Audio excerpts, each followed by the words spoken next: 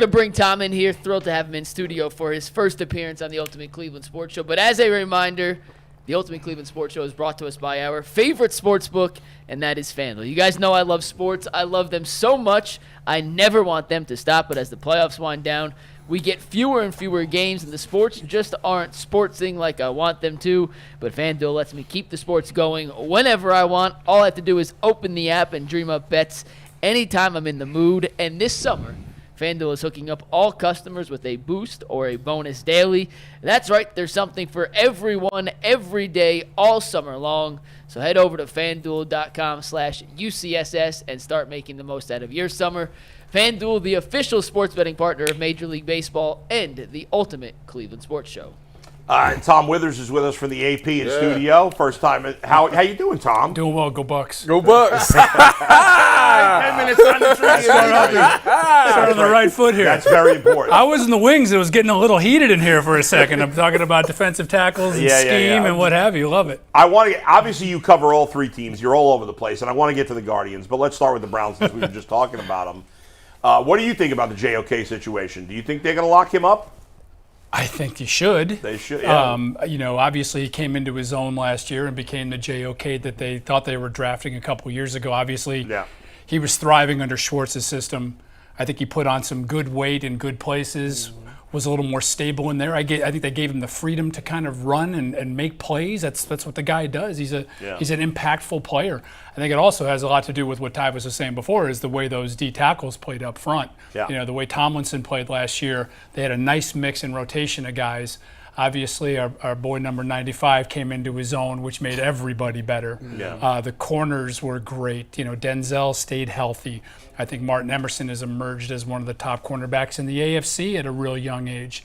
I think he's only got room for upside and growth. So, I think the JOK thing will happen at some point here. Obviously, there's a lot of maneuvering with their money. As you guys know, when teams get successful, that's when it becomes tough. That's when it becomes harder to keep a roster intact. Yeah. Tom, we've been going back and forth on the panel for about, shout out to Earl because of his question he threw out there. He kind of blew up the whole world. He's like, does Deshaun Watson have to hit a certain pinnacle when it comes to stats? Is there something that say, I need you to have 4,000 yards. And I guess the thing is, Bull says if you get 4,500 yards or you do put the numbers up, they're going to be successful. Right. Yeah. The more you put up, the more you do. Or are you to the point where you feel like Deshaun Watson can just be good and kind of, be not the reason they didn't. We had Baker Mayfield. I know he had turnovers and whatever. Yeah. Baker was an okay quarterback, a serviceable quarterback. Yeah. They didn't trade what they traded and pay what they paid for him to be just a decent quarterback. Yeah, bottom line is they got to get more than 6 games a season out of Deshaun Watson.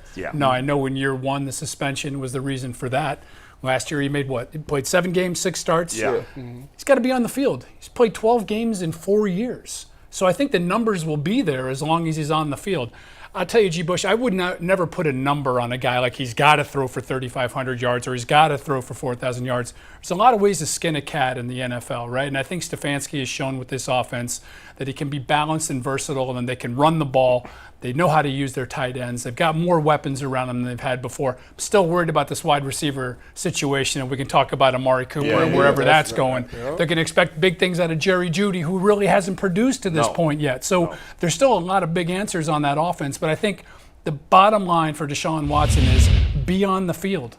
And as long as he's on the field, I think he'll put the numbers up. I still think he's got it in him. I've talked enough to Stefanski and other coaches off the record, and they just say that the guy, we don't get to see him nearly as much in practice as we would like, right? That's the access thing that people don't really, realize. We're out there, we get to see him stretch, we get to see him throw a little bit at the beginning. But what from I've heard, especially since this offseason surgery, he's really shown not only, development on the field, but he's been really great in terms of his leadership and all those other intangibles that are so important. Well, you brought it up. Let's talk about Amari Cooper. I mean, he's the guy. Yeah. Who do you think wins this standoff they got here? Does the Browns blink and pay Amari Cooper, or do Amari Cooper? Amari Cooper's agent wins in the end, right? That's how this always works out.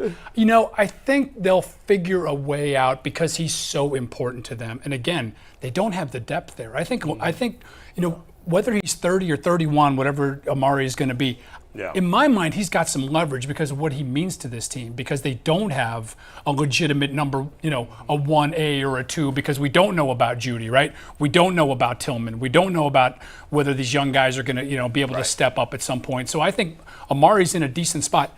He means more, and Tyvis, you know this better than anybody else. He means so much in that locker room, it's unbelievable. Mm-hmm.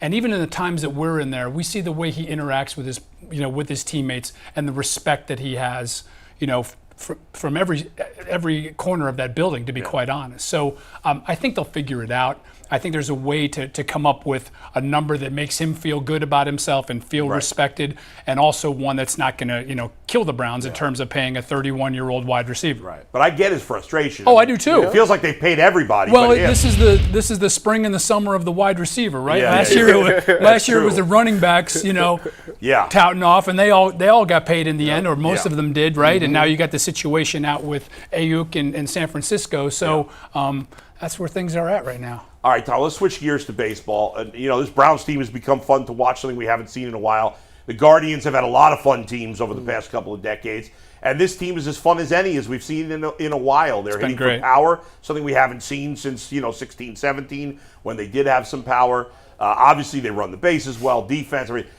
The starting pitching stinks. I mean, let's face it. You've downgraded. Let's call it a spade. A spade. You said you was on the inconsistent bandwagon. You downgraded the stinks. Maybe I'm being a little too strong. Tanner Bybee's been pretty good. Ben Lively has been way better than we could have expected. And Gavin Williams' last 2 starts have been promising. But it's their biggest issue, is the starting rotation. No question. This team has not made a go-for-it trade in a long time. Now, I get it. I know a lot of people were angry about Savali last year. I understood why they did that. This American League is wide open. I know the Orioles are good. I know the Yankees are good. Yeah. I think the Guardians are capable of winning a World Series. I honestly believe that. But they need, I think, 2 starting pitchers and a hitter. But at minimum, they've got to get 1 starting pitcher, a legitimate top 3 guy. Doesn't have to be an ace, but a top 3 guy. Do you have faith do you agree that they have to? I agree. Do you have faith that they will? I agree that they have to. I think they need a guy that's going to. And Bull, I wouldn't get too far ahead of things. You can't be thinking about Game 2 against the Yankees until you get through September 19th against the Twins. You know what I mean? Right. Yeah. I think they really need to worry about the next month or so, to be honest. So, yes, to your point, I think they need an innings eater. Yes. Which is why I think you saw the Matthew Boyd signing. I always want to say Spencer Howard, who they just traded for with the Giants. But I don't trust either of those guys. I do too. And Boyd will be there at some point, probably in August, right?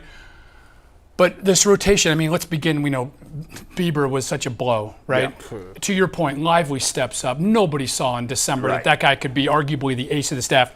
In my mind, what needs to happen over the next 3 weeks, Bull, is that Gavin Williams has to really step up and become the ace or the 1A that they need in this rotation. I'm with you, though. As they get to the trading deadline, they need to get 1 or 2 starters, probably a frontline guy that you could plug into maybe the number 3 spot. I almost think they need to find another guy for that bullpen as well, because I'll tell you what, they were dragging to the finish. I'm worried about overwork. You should be. Yeah. And I think the good thing is, while they didn't play well over the last 3 weeks, he didn't really have to utilize his bullpen over the last some week. One-sided games there were. And I think that gave them a break, because at one point, I think 4 of the 5 guys with the top appearances in the American League were all Guardians. That's a bad sign in June and July when you got to start thinking about August and September and October, right? I think Vogt has done a nice job. Yeah.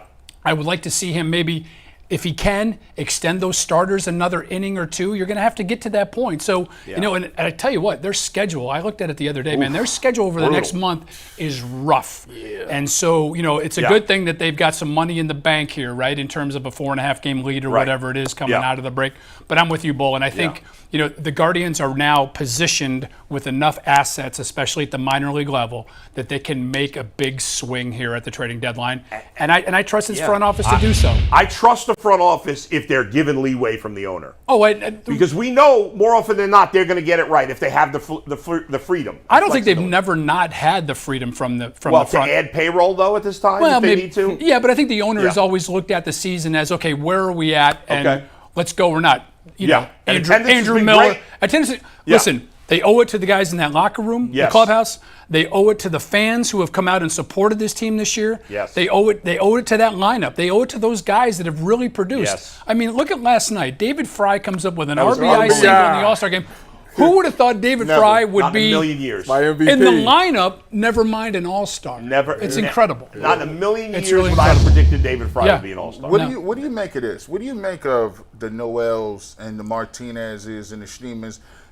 To me, the Guardians never ran out new people. They had the vets was playing. You might see one of these guys, a couple of bats here or there. What Yeah. do you make of this switch in philosophy? I don't know if it's a switch in philosophy, G. Bush, as much as it is where this franchise is at this point, right? I mean, these are all young guys that they've drafted over the last few years. They developed them. I think one of the underrated stories to me this year is how well these kids have done when they've come up. They've all been ready to play, which is a real credit to that player development system that the Guardians have created down there. You know, it's been a pitching factory for the better part of a decade or more, and now we're seeing these young guys. Schneeman comes up.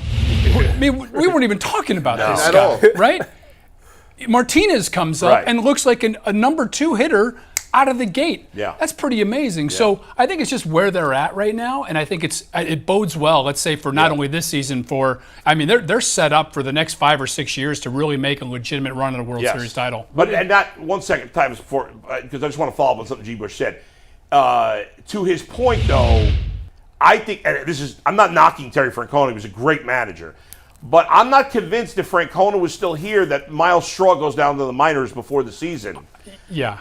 And I was so excited about Yeah. that because he's not a major leaguer in my mind, certainly not a starting player in the major leagues. Right. And that's opened up opportunities for other guys. It has. I think, some of that had to do with how much they respected Tito and Sure. his judgment of players. Right. I'll tell you this about Tito. He was one of the first ones that was banging the David Fry drum last year and talking Yeah. about what a potentially a great fit this guy could be for this team. So Yeah. I think that had to do with, listen, we could see the light at the end of the tunnel with Tito, right? We Sure. knew it was coming. Yeah. So I think there was and he had earned that respect from the front office to Yeah. allow him to kind of maneuver the roster as he saw fit. Yeah, fair. When you look at the draft, obviously getting Travis Bazanna first, do you see him playing at any point this year? And when he does decide to come up, where do you see him playing? Do you think it's second base, Please say yes. shortstop? Please say outfield? yes. What, this Please say year? yes. I don't. Yes. See, I think he's going to have a very short stay in the minor leagues. I don't think we're going to see him up here this year. I'd be shocked to see that. I think that would take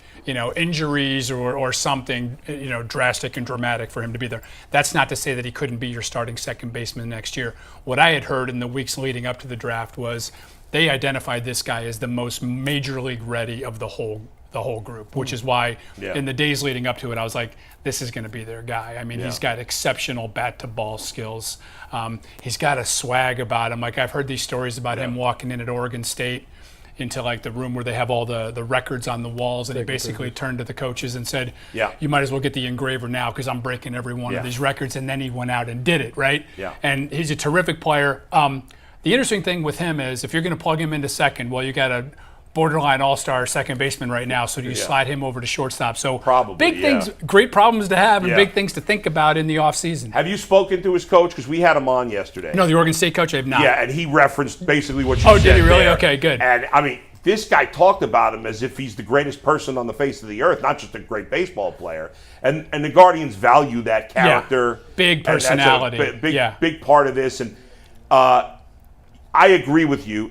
The idea of him playing in September is exciting. Yeah. And if he might goes, come up for a couple at bats. Don't right, get me wrong. and if he they might give dominates him in the minors, I Yeah. think they have to consider it. They don't like calling guys up too quick. No. They're very cautious with No. players. I'll be curious if he starts at Lake County or Akron. I would have him start right at Akron. At the very least, if he starts at Lake County and he kills it for a week, then get him to Akron right away. But most guys first drafted start in A-ball. Most of them start in low A-ball. He'll start in high A-ball at Lake County, I would assume. I would assume too. But- And as you know, most of the top prospects are at AA. AAA Yes. is very different, right? It's guys that have been up and down, Right, right. 27, 28-year-old Yeah. guys. Your top prospects are at AA. So I agree with you, Bull. I think Yeah. that's going to be a first stop for him, I would think. We haven't been told that yet, but Yeah. that's my assumption as well. Yeah. But he should have a quick path. I mean, I'm expecting him at the very latest to be in the majors by next summer. Well, and you're the number Yeah. one pick. Yeah. I mean, I don't care what sport it is, right? There's so hard to believe, Tom. Jay and I were just talking about this the other day. It's so hard to believe. As awful as they were, from the mid-'50s till the mid-'90s, Never had this one. was one of the worst franchises in sports, and they never had the worst. Until recently, there was no lottery. It was the Right, worst. exactly. They were always bad, but they Yeah. never had the worst record. Isn't It's it crazy. incredible? It's nuts. And there's some pressure with it, but like Sure. I think also them win the lottery has kind of led to this Yes. this feel-good season that's developed, right? And I really think they're close. I'm with Yeah. you. I think they're Gotta go for it. I think do you it. got to go for it as well. Yeah.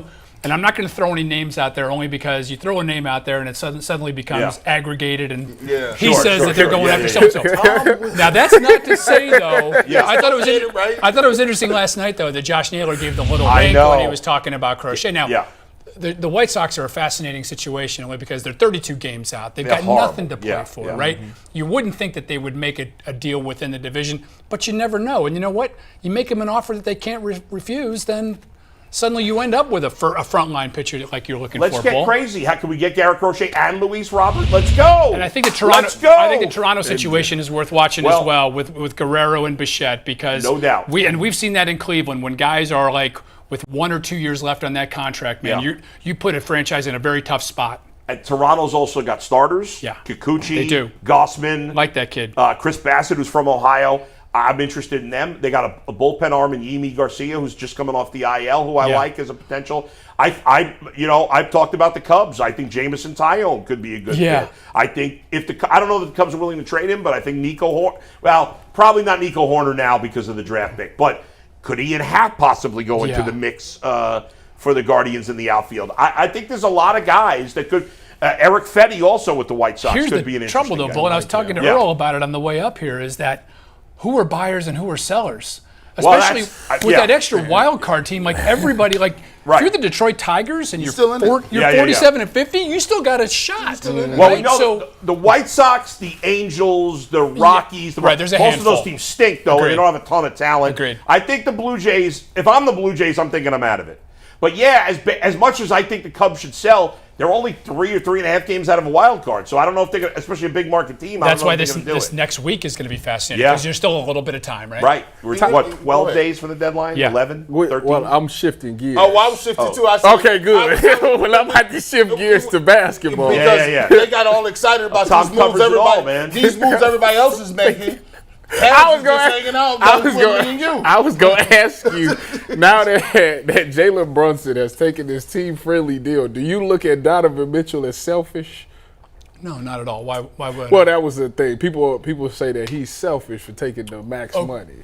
the Jalen is selfish or No, Donovan? Donovan, is because selfish. Jalen left Because so much Brunson money took less on to help the Knicks. Yeah. Yeah, I don't know. It's such a tricky thing. Yeah, it really is. I tell you what, from a Cavs standpoint, I think they should be happy that Jalen Brunson became Jalen Brunson in New York. Otherwise, Donovan Absolutely. Mitchell is probably he's playing out. on 6th Avenue You're and right. 33rd Street, right? Yeah, I don't know. I've gotten to the point, I'll be honest with you guys, with these contracts, it's just funny money now. It's just, and in every sport, it's like, people were talking about that the Guardians had the biggest pool, $18 million. Like $18 million now is like, it's a signing bonus for, and a lot of, right? It's like nothing. It's one And pretty good player. Yeah, so, and I think most fans have gotten to that same realization, like, another $150 million contract. right. Like, I tell you, the one that staggered me a little bit though was the Tatum deal, which was what, $380. That was like the first time you heard that kind of a number for an NBA player, and now that's going to be the standard going forward. That's the one that Donovan. Yeah. But I don't listen. I'm glad that Donovan. I never didn't think that he was going to sign that extension here. Like I believed him at his word last year. I think he's a very genuine person, and I thought he said all the right things during the season last year when we asked him numerous times about how he felt about Cleveland. I happened to run into him a couple of times over in Westlake in Crocker Park, just kind of walking around, and just shot the shit with him a few times, and I could tell that he really likes Cleveland, and cool. I think he believes in what they've got started here. Yeah. I think it really is a healthy culture that they've developed here. McNuggets, here, I'm going to give you this. Earl, get the clip ready. I'm doing some producing right here. We're going to talk about this later on in the show. Best case scenario, worst case scenario. Oh my goodness. What is your best case scenario for Evan Mobley? And the worst case scenario in terms of his development and what he means to the Cavs? That's a loaded question. Yeah, it is. All right. That's wild. Yeah. Let's start here. 22 years old, right? I think we all forgot that would have, like, this past season would have been his senior year at USC. Now, that's not to say that, he decided to come out, what have you. Yeah. I think coming out early like he did, and I think where the Cavs were, I think they maybe overinflated who he is. And not to say that he's not a great player. Defensively, he's elite. Grade A. Right? Yeah. But I would talk to Austin Carr and Campy Russell and some of the people around the Cavs about it during the season. What frustrated me about Evan was he grabbed the ball, and the first thing he would do would be look to pass it. Right. Right? Now, that's also a situation where you've got, ball dominant guards, right? You're trying to get other guys in the flow, all that kind of stuff. But when you're 7 feet and you get the ball 8 feet from the basket, it is time to man up, drop your shoulder, and get to the rim. I'm not sure Evan Mobley is built that way. And then last year when they started talking about developing his three, I'm like, okay, that's great. I'd like to see him be able to stretch the floor and have some other options for them offensively. I'd rather see him put it down hard and go up to the rim. Yes. Best case scenario, I think he becomes an all-star player. I think he becomes, we talk about that core four. I think he becomes the 1A to, or he becomes the Robin to Donovan's Batman, that he becomes, a 22-point-a-game scorer, still gives you the 12 rebounds, still does his thing defensively. I think, let's go back to defense for a second. And I heard Kenny Atkinson talking about this. They want him to develop a voice on defense like Draymond Green had in Golden State, where he completely commands that side of the floor. I'll be honest with you, that's not an Evan Mobley's personality, at least not right now. Yeah. And that's a maturity thing, and that's an experience thing, and that's a growing into a manhood thing. He's still a young kid, right? Yeah. Still kind of learning his way. I think worst case scenario is that he continues to not regress, because I don't think he regressed last year offensively, but not take that next step up, whatever that might be and however that looks. That's why I'm really hoping that they do hold on to this core with Kenny Atkinson, because I want to see a fresh voice, a fresh perspective with this offense and see what they can do with it, because I think they've got some great parts. And the reality is that most likely for the Cavs to win a championship with this group, Evan Mobley's got to become that player, right? He has to become an all-star player. player. Now, as he stands, it feels like they're in that in-between. They are in that in-between. Yeah. That's what scares me too, Bull. I'll be honest with you guys, is that as good as the Cavs are, and they're a good team, they're probably no better than the fourth or fifth best team in the Eastern Conference. That's the reality, right? Yeah. And then that's talking about a Miami team that can snap up Or and get Orlando. you. Or Orlando, who, oh, by the way, if you guys watch Banchero, Hey, Yeah. good Lord, Fantastic. right? Yeah. 240 pounds, shooting the ball, getting to like a freight train. Now that's the kind of Evan Mobley can't be that because they're not built the same way. Yeah. But that's the kind of impact that I would hope to see Evan Mobley have. And he did that. There's a positive. Like, part of me says, well, he doesn't even have good teammates around him. Yeah. So it's even more impressive. But on the other hand, he's able to develop more because he doesn't have to get the ball to Donovan. Agreed, but did you hear the way that Atkinson talked about it in his opening news conference, where he was saying, hey, we got to find a way to get this guy the ball and put him in better situations. Yeah. And I think that's what JB struggled with last year. And listen, I thought JB did a really good job in terms of the culture, the offense. I think we underestimate how much he was dealing with those injuries. My God, they lose Mobley and Garland for 6 weeks, right? Mm-hmm. And sure, did they play well during that time? But then he's got to bring those guys back, reincorporate them, get them ready for playoff basketball, which we all know is it's a different sport, let alone, right? I mean, it's unbelievable. So I thought JB did a good job with that. I just think, it's been 2 years, and I think, Kobe Altman made a big deal about that when JB was fired, that we've had only 2 years of this iteration of the Cavs, right? Mm-hmm. I mean, that's why when people knock Darius Garland, I always caution them with, hey, this was a kid that's just really developing his own game, and then suddenly he's got Donovan Mitchell thrown in the backcourt with him. That takes time. Yeah, it'll be interesting to see how Kenny Atkinson, because they need Kenny Atkinson to get the best out of Mobley and Garland. No question. And if he can, then they have a chance. That's why they hired him. Do you think the injury, or what do you think played the biggest part of Darius not looking like Darius? I do. I think he almost, I hate to, I'm not talking for Darius, but I think that broken jaw, he almost had some PTSD from that, because if you guys notice the way he would go to the rim when you wanted him to go to the rim, he would kind of get in the lane and just kind of like flip the ball up. Not to say that Darius was ever great at like bodying up and getting to the rim or anything, but I just think that really affected him.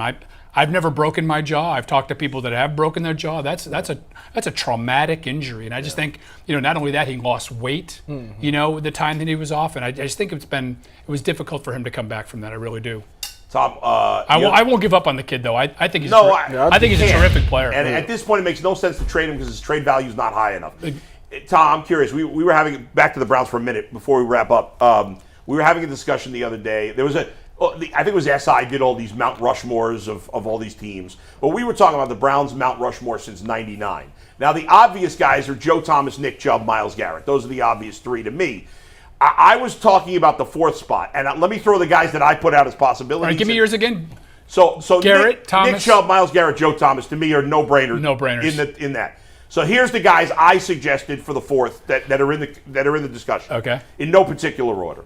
Joe Hayden, DeQuell Jackson, Josh Cribbs, Phil Dawson. Belongs. Kevin Johnson. Okay. Braylon Edwards. All right. What's You already that? said DeQuell. I said DeQuell. Even though he only had one great year, Brady I'll throw Quinn. Josh Gordon in the mix. Oh, no, not Brady Quinn. I Baker feel like- Mayfield. All right, Baker, I wouldn't put him, but I think Yeah. there's one guy I'm forgetting. Batonio. Batonio there, Oh, too. that's a good call. So, Yeah. and maybe you have somebody else. I don't know. Yeah. But out of those, or somebody that you maybe popped into your head, who would be the fourth guy in the group? The ones you mentioned, Cribbs really stands out to me. I think he has a strong case. I do, think I you do do, too. too. I would say Cribbs and Dawson of that group that you Yeah. just talked about, just because of the impact that they had, and Yeah. two guys that you talk about. Batonio as well. That borderline Hall of Famers, like Hall of very good. Yeah, right. yeah. That's always fun to do. Those It's true. Mount I Rushmores. ultimately picked Joe Hayden. and this is since '99. Since You're saying 99, only, yeah. But I was like, I just don't want a special teamer in there. Best four. But Josh Cribbs certainly has That's a a good case. special teamer. He was certainly, and he's still part of the community, and we all love Josh.